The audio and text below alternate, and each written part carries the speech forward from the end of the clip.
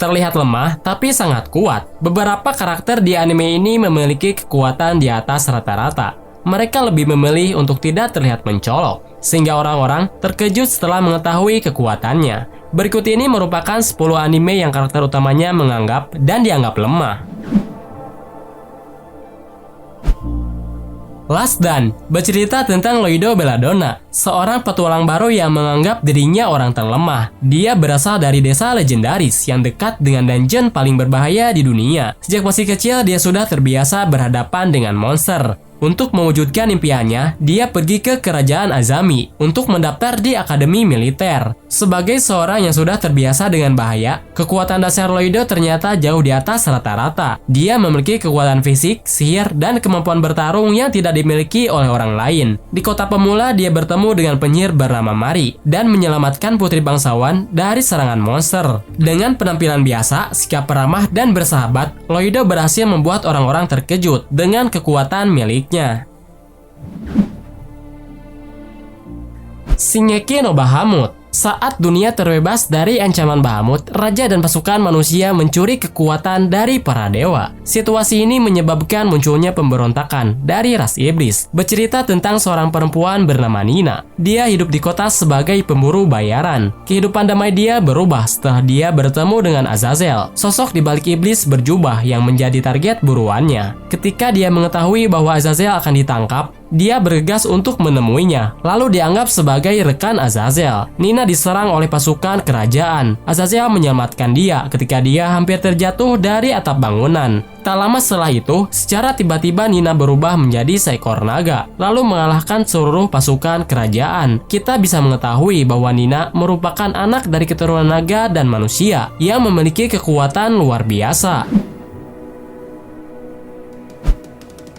Plunderer berlatar di dunia pasca apokaliptik, di mana semua orang memiliki kon pada tubuh mereka. Bercerita tentang seorang perempuan yang berpetualang mencari baron merah legendaris. Dia bernama Hina. Di suatu kota, Hina bertemu dengan pria misterius bernama Lich Toba. Dengan tingkah konyolnya, Lich mempermainkan Hina sehingga dia lari ketakutan. Ketika Lich sudah tidak bersamanya, Hina ditipu oleh tentara militer. Mereka mengaku sebagai baron merah legendaris dan memanfaatkan keadaan Hina untuk melakukan hal buruk kepadanya. Setelah mengetahui hal ini, Lich bergegas menyelamatkannya. Dengan kekuatannya, Lich berhasil membuat musuh terpojok. Kemudian mengungkapkan identitas aslinya bahwa dia adalah baron merah legendaris.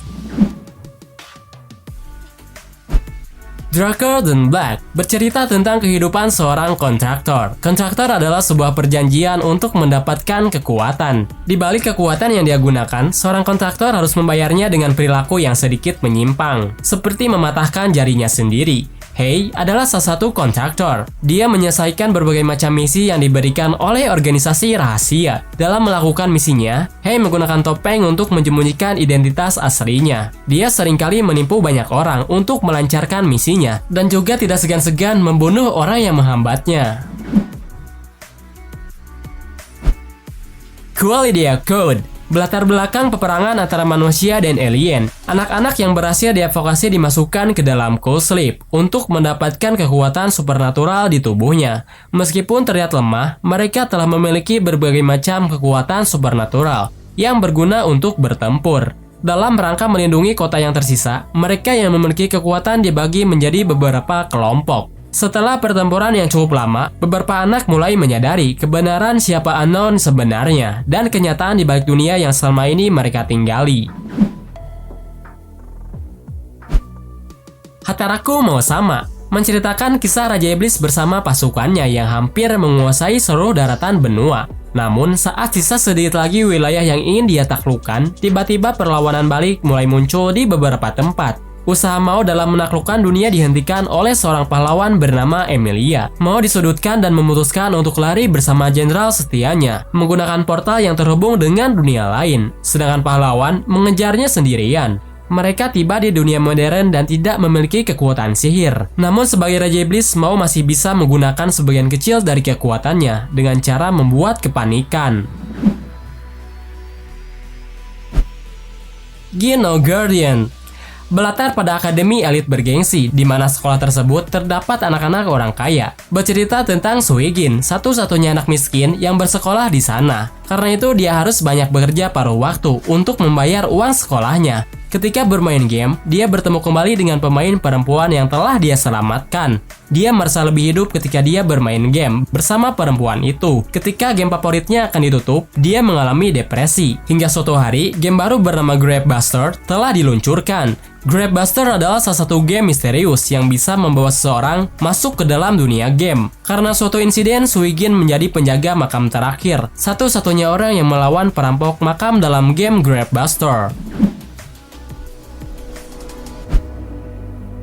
Captain Earth bercerita tentang seorang pelajar bernama Manatsu Daichi. Dia adalah anak dari seorang astronot. Sudah sejak lama dia mengira bahwa ayahnya tewas dalam sebuah kecelakaan. Daichi menghabiskan hari-harinya dengan bermain-main, sehingga gurunya seringkali mengkhawatirkan masa depannya. Ketika dia mengunjungi fasilitas pengembangan teknologi luar angkasa, dia pun menyadari ternyata bumi tengah diserang oleh makhluk asing yang disebut sebagai Kill T Gang. Secara tidak sengaja, Daichi mendapatkan kemampuan untuk mengendalikan Earth Engine, senjata tercanggih yang mereka miliki. Kemudian dia menggunakan Earth Engine untuk melawan musuh dan menjadi kesatria pelindung bumi.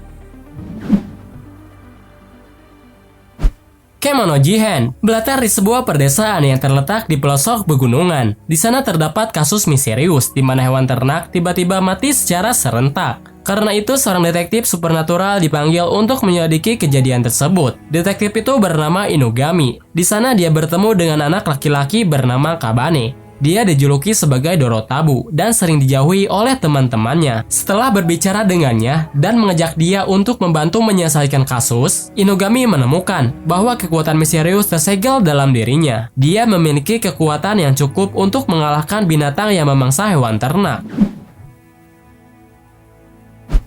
Jujutsu Kaisen bercerita tentang Yuji Itadori, seorang pelajar yang kesehariannya sering mengunjungi kakeknya di rumah sakit. Dia memiliki kemampuan fisik di atas rata-rata, sehingga banyak sekali tawaran yang meminta dia untuk bergabung klub olahraga. Namun, Yuji lebih memilih fokus dalam klub ilmu gaib. Suatu hari, klub ilmu gaib berhasil mendapatkan benda terkutuk yang disegel. Ketika kakeknya meninggal, dia mendapatkan pesan bahwa dirinya memiliki kekuatan. Oleh karena itu, dia harus membantu orang lain. Pada malam hari, anggota klub ilmu gaib sedang mencoba melepaskan segel pusaka terkutuk. Mereka berhasil membukanya tanpa tahu bahaya apa yang akan mengancam mereka. Mengetahui ini, Yuji dan Megumi bergegas menuju sekolah, kemudian berhadapan dengan makhluk terkutuk berukuran besar. Ketika dia terpojok, Yuji memakan pusaka terkutuk itu, kemudian mendapatkan kekuatan yang sangat mengerikan.